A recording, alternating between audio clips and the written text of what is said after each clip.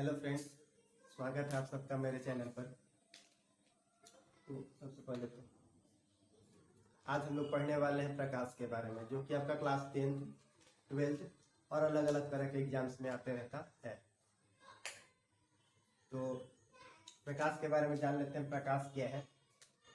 देखिए, प्रकाश ज़्यादा कुछ नहीं है। जिस प्रकार से आप भोजन कर रहे होते हैं, तो उस भोजन से हमें एनर्जी मिलता है, ऊर्जा मिलता है काम करने के लिए। हम सबका जितना भी वर्क है या फिर खेलना है या फिर आपको खड़ा रहना, आप अभी देख पा रहे हैं बैठ करके, तो ये आपको एक भोजन से मिल पा रहा है। अगर आप भोजन ना करें तो आपके अंदर ऊर्जा की कमी होगी, जिस कारण से आप कोई भी काम ना कर पाएंगे। ठीक उसी प्रकार से अगर प्रकाश ना रहे तो हम लोग किसी भी वस्तु को नहीं देख पाएंगे। तो जिस प्रकार से भोजन शरीर को ऊर्जा देता है, ठीक उसी प्रकार से प्रकाश हमें देखने का ऊर्जा देता है। इसलिए प्रकाश एक विकिरण ऊर्जा का रूप है। तो प्रकाश जो है एक विकिरण ऊर्जा का रूप है। प्रकाश जहाँ से आता है उसको हम लोग बोलते हैं प्रकाश स्रोत। जहाँ से प्रकाश आता है वहां उसे क्या बोलते हैं? प्रकाश स्रोत। पहला पॉइंट क्या नोट कीजिएगा, प्रकाश क्या है? तो प्रकाश आपका विकिरण ऊर्जा का रूप है। प्रकाश क्या है? विकिरण ऊर्जा का रूप है। ठीक, दूसरा पॉइंट हम लोग जानने वाले हैं कैसे? प्रकाश स्रोत के बारे में। ये प्रकाश स्रोत क्या है? तो जहां से प्रकाश आता है, ठीक है। जैसे अगर मैं पूछूं पानी कहाँ से आता है, तो जाहिर सी बात है पानी आपका नल से आएगा, ठीक है। नल में कहाँ से आएगा? तो भूमि के अंदर से आएगा, यानी भूमिगत जल या फिर चापाकल आपका जो है ये सब से आएगा। तो उसको हम लोग बोलते हैं जल स्रोत, यानी कि वाटर सोर्स। वो सब वाटर सोर्सेज है हमारे, नदी हो गया, सी हो गया, ये सब वाटर सोर्स है। ठीक उसी तरह जहां से प्रकाश आता है उसे क्या बोलते हैं? लोग प्रकाश स्रोत बोलते हैं। प्रकाश स्रोत मतलब कि जहां से प्रकाश आता है, प्रकाश आता है। मतलब एग्जाम्पल में देखेंगे तो सूर्य भी आपका हो जाएगा, या फिर आपका बल्ब हो जाएगा, मोमबत्ती हो जाएगा। लकड़ी नहीं होगा, लकड़ी क्योंकि उससे प्रकाश थोड़ा निकलता है, इंसान ये सब। अब हम लोग आते हैं, आपका अगला पॉइंट है कि प्रकाश स्रोत तो हम लोग समझ गए। अब हम लोग समझने वाले हैं प्रदीप्त वस्तुएं क्या होती हैं और अप्रदीप्त वस्तुएं क्या होती हैं। तो जो वस्तु प्रकाश का उत्सर्जन करती है, जो वस्तु प्रकाश का उत्सर्जन करती है, उस वस्तु को हम लोग प्रदीप्त बोलते हैं। प्रदीप्त का इंग्लिश होता है ल्यूमिनस। यानी कि आप लोग को अगर कोई पूछा कि लुमिनस ऑब्जेक्ट क्या है बाबू बताओ, तो लुमिनस ऑब्जेक्ट कहने का मतलब है जिस ऑब्जेक्ट से प्रकाश निकलता है, प्रकाश जिस ऑब्जेक्ट से मतलब कि उत्सर्जित होता है, ठीक है, उसे क्या कहा जाता है? लुमिनस ऑब्जेक्ट कहा जाता है। अब लुमिनस बैटरी है तो क्या उससे प्रकाश का उत्सर्जन होता है? जी नहीं, वो तो इन्वर्टर है। इन्वर्टर का काम ही है क्या चीज? इलेक्ट्रिसिटी को क्या करता है? वो स्टोर करता है और उसके बाद इलेक्ट्रिसिटी को क्या करता है? वो जनरेट करता है अपने अंदर से। सेम उसी तरह से जो है ये प्रकाश का आपका हम लोग जानने वाले क्या चीज है? प्रदीप्त यानी कि लुमिनस। यही मैं बता रहा था ना, प्रदीप्त यानी कि लुमिनस ऑब्जेक्ट, यानी कि प्रदीप्त वस्तु। तो प्रदीप्त वस्तु क्या करती हैं? प्रकाश का उत्सर्जन करती है। प्रकाश का उत्सर्जन जैसे कि आपका हो जाएगा सूर्य हो जाएगा, ठीक है, और मोमबत्ती हो जाएगा। ये सब प्रकाश का उत्सर्जन करती है। एक और चीज मैं आपको बता दूं, मोमबत्ती, एक और चीज मैं आपको बता दूं कि प्रकाश का उत्सर्जन हो गया, क्या कहते हैं? प्रदीप्त वस्तु। अप्रदीप्त मतलब पहले देख लीजिए। अप्रदीप्त कहने का मतलब है आपका नन लुमिनस, नन लुमिनस, ठीक है, लिख लीजिएगा। उसके बाद प्रकाश का उत्सर्जन ये करती हैं। प्रकाश का उत्सर्जन यहाँ पर नहीं होता है, ठीक है, प्रकाश का उत्सर्जन नहीं होता। जैसे लकड़ी हो गया, जहां से प्रकाश नहीं निकले वो क्या है? नन लुमिनस है। लकड़ी हो गया आपका, या फिर कोई मकान हो गया, पेड़ पौधा, ये सब से प्रकाश थोड़ा नहीं निकलता। जानवर ये सब, मकान, ठीक है। तो प्रकाश स्रोत के बारे में एक बार फिर से देख लीजिए। और प्रकाश क्या है, तो प्रकाश विकिरण ऊर्जा का रूप है। ठीक है, प्रकाश स्रोत क्या है, जहाँ से प्रकाश आता है, जैसे सूर्य हो गया, बल्ब हो गया। ये प्रकाश स्रोत भी दो प्रकार का होता है। सूर्य हम लोगों ने नहीं बनाया, तो ये क्या हो जाएगा, प्राकृतिक। ये हम लोगों ने बनाया है, तो ये क्या हो जाएगा, कृत्रिम। ठीक है, अगर सूर्य का हम लोग बात कर रहे हैं, चाइना ने अपना सूर्य बनाया है, तो चाइना ने अपना सूर्य बनाया, तो हम लोग को यहाँ सूर्य नहीं लिखना होगा। अब आगे कुछ सालों के बाद हम लोग यहाँ पढ़ने वाले हैं प्राकृतिक सूर्य, क्योंकि कृत्रिम सूर्य तो चाइना बनाता है, तो सूर्य लिखने से काम नहीं चलेगा। कुछ सालों के बाद पढ़ना क्या होगा, प्राकृतिक सूर्य, प्राकृतिक प्रकाश स्रोत में, और कृत्रिम प्रकाश स्रोत में पढ़ेंगे कृत्रिम सूर्य, तो ऐसा हो सकता है। तो आगे देख लीजिए हम लोग बात करने वाले हैं किस चीज पर, आगे हम लोग बात करने वाले हैं जो बॉडीज प्रकाश को अपने अंदर आने जाने देती है, कुछ बॉडीज प्रकाश को अपने अंदर आने जाने नहीं देती हैं, उसके बारे में देखने वाले हैं। तो बॉडीज जो है 3 प्रकार की इस तरह से होती हैं, जो प्रकाश को आने जाने देती हैं। कुछ बॉडीज जो है प्रकाश को कम आने जाने देती हैं, और कुछ बॉडीज प्रकाश को बिल्कुल आने जाने नहीं देती हैं। बॉडीज कहने का मतलब है वस्तुएं। तो वैसा वस्तु जो प्रकाश को पूरी तरह से आने जाने दे, जो प्रकाश को पूरी तरह से आने जाने दे, यानी कि हमें मान लीजिए हमें ये दिखाई दे रहा है बोर्ड, हम यहाँ पर अभी कुछ अपना हाथ यहाँ पे रख देते हैं ऐसे, तो ये नहीं दिखाई दे रहा है सूर्य मोमबत्ती जो लिखा हुआ है। ठीक है, तो ये सूर्य मोमबत्ती नहीं लिखा हुआ है, तो ये क्या हो जाएगा हमारा, ये हो जाएगा ओपेक। क्या हो जाएगा, ओपेक। ओपेक मतलब हो जाएगा अपारदर्शी। ठीक है, और अभी यहाँ पर मैंने मान लीजिए ग्लास ला करके रख दिया हुआ ऐसे। ठीक है, तो उसको क्या हो जाएगा, वो हमारा हो जाएगा ट्रांसपेरेंट। ट्रांसपेरेंट मतलब कि पारदर्शी। अगर मैं यहाँ पर कुछ ला करके रख दूं और आर पर आपको दिखाई दे बिल्कुल वैसा जैसा आपको अभी दिखाई दे रहा हो, तो उसी को हम बोलेंगे क्या चीज, वो हमारा जो ऑब्जेक्ट हम रखे, वो ऑब्जेक्ट हमारा क्या कहलाएगा, ट्रांसपेरेंट ऑब्जेक्ट। वो ट्रांसपेरेंट ऑब्जेक्ट एग्जाम्पल क्या होगा आपका, ग्लास। और एक क्या होगा, देख लीजिए पहला चीज हमारे पास क्या है, पहला है पारदर्शी। पारदर्शी यानी कि ट्रांसपेरेंट ऑब्जेक्ट, जिससे प्रकाश क्या होता हो, जो प्रकाश है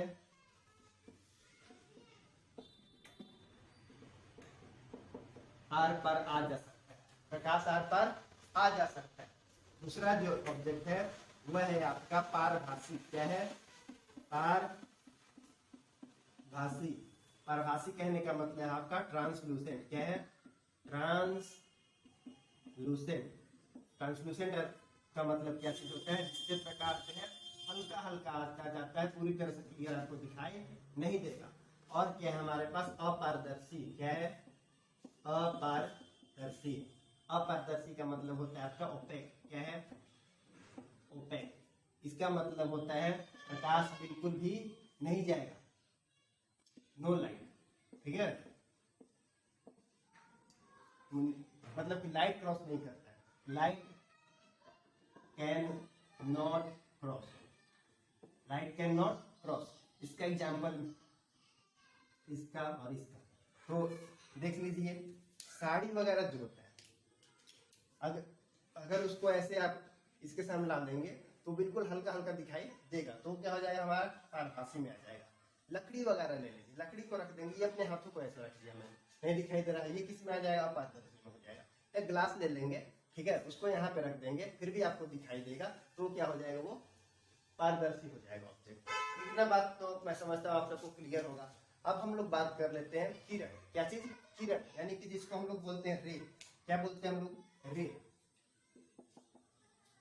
किरण यानी कि रे। ये रे क्या है, ये रे क्या है। अब आपको मालूम है प्रकाश आता है, तो प्रकाश जिस मार्ग से आता है उस मार्ग में सबसे पहले किरण है क्या, तो किरण जो है एक काल्पनिक रेखा है। क्या है, एक काल्पनिक रेखा है।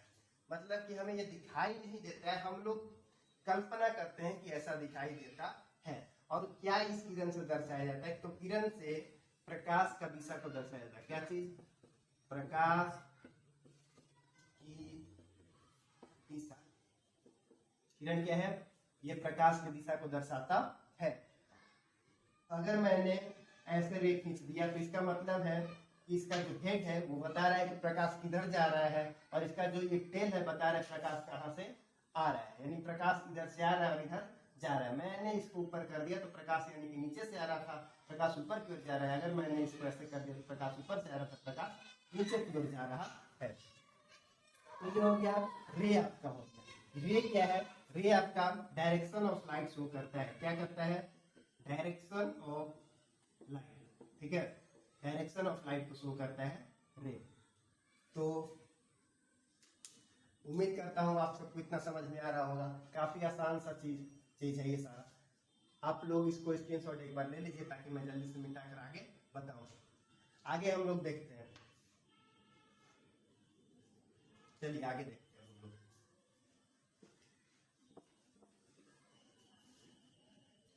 क्लियर है इतना? आगे देखते हैं हम लोग।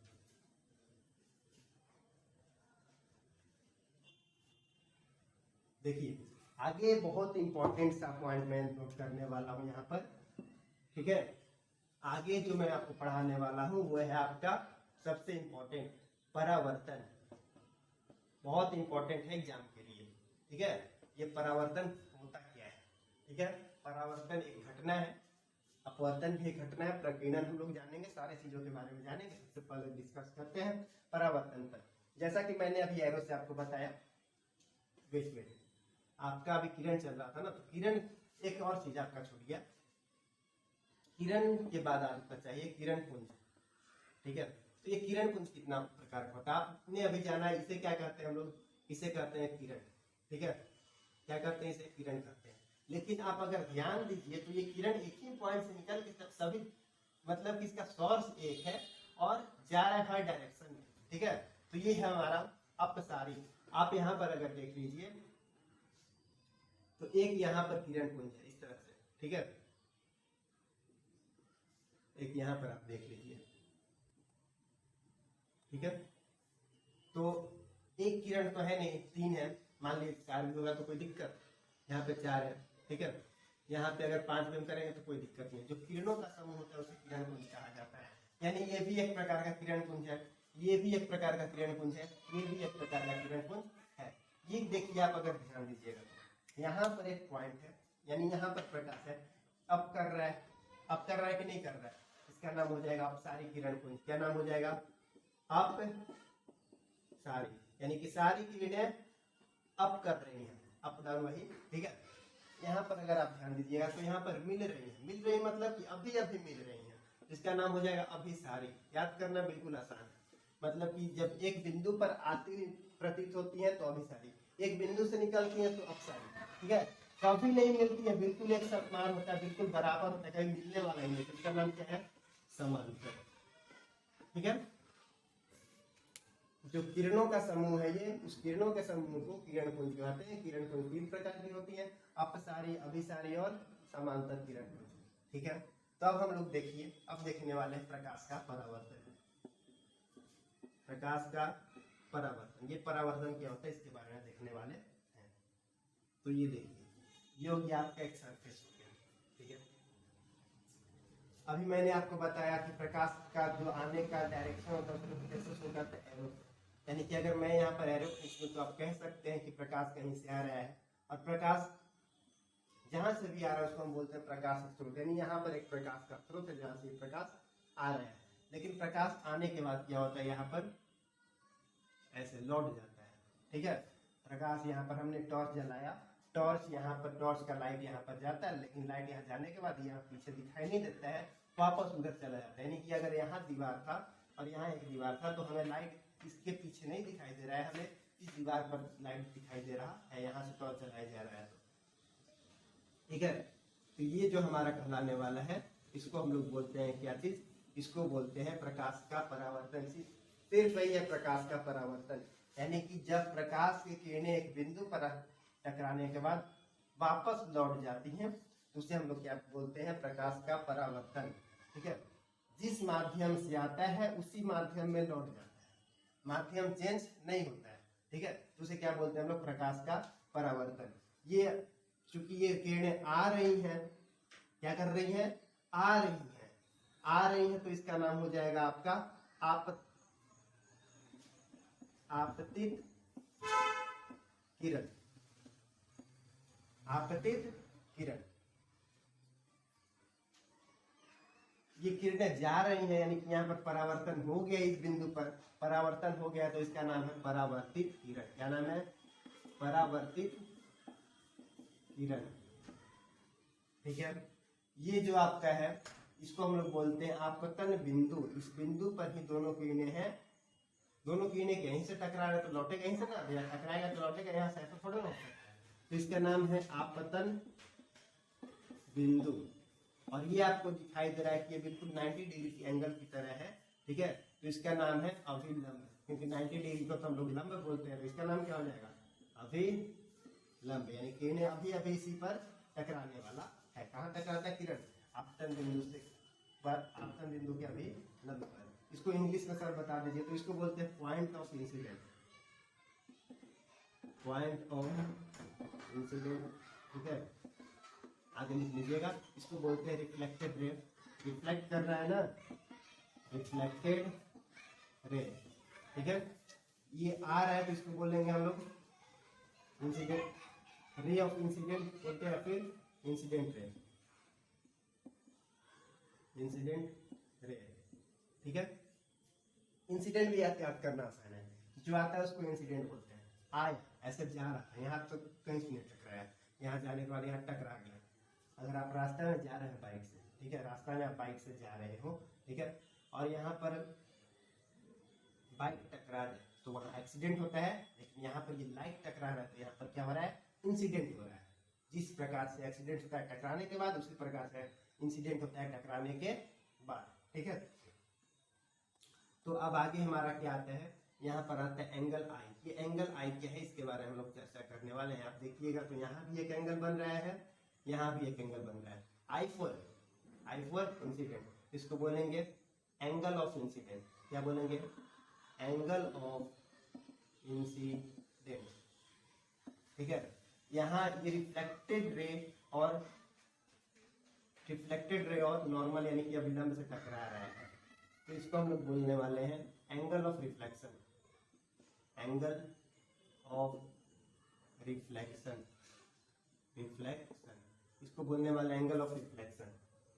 रिफ्लेक्शन है कि नहीं है? कहाँ से रिफ्लेक्शन आ रही है? लिखा हुआ है आई फॉर इंसिडेंस, आई यहाँ पर लिखा हुआ है। ठीक है, तो ये हमारा प्रकाश का अपवर्तन था, प्रकाश का परावर्तन था। अभी आपका प्रकाश का अपवर्तन है। प्रकाश का अपवर्तन क्या होता है उसके बारे में भी चर्चा करेंगे, लेकिन अभी चर्चा नहीं करेंगे। प्रकाश का अपवर्तन अभी चर्चा हम लोग नहीं करने वाले। पर इतना आप समझ गए। अब इतना समझने के बाद अगर आप देख पाएंगे तो आपके यहाँ सबसे पहले इसका नियम भी होता है। इसका दो नियम होता है, इसका दो नियम होता है। पहला नियम क्या होता है? पहला नियम तो ये है कि आपतित किरण, ये परावर्तित किरण और ये अभिलंब तीनों एक ही तल पर होता है। कौन कौन सा? आपतित किरण, परावर्तित किरण, ठीक है, और आपतन बिंदु पर, ये आपतन बिंदु पर खींचा गया अभिलंब। क्या चीज? आपतन बिंदु पर खींचा गया अभिलंब। ये तीनों जो है एक ही तल पर होता है। ये पहला नियम हो गया। दूसरा नियम इसका क्या है? Angle I equal to angle R. कहने का मतलब ये आपका आपतन कोण और ये आपका परावर्तन कोण दोनों आपस में क्या होता है? बराबर होता है। आपतन कोण को बोलते हैं एंगल आई, परावर्तन को बोलते हैं एंगल आर। उम्मीद करता हूँ आप सबको इतना समझ में आया होगा। आज के लिए इतना ही, बाकी हम लोग देखेंगे नेक्स्ट वीडियो।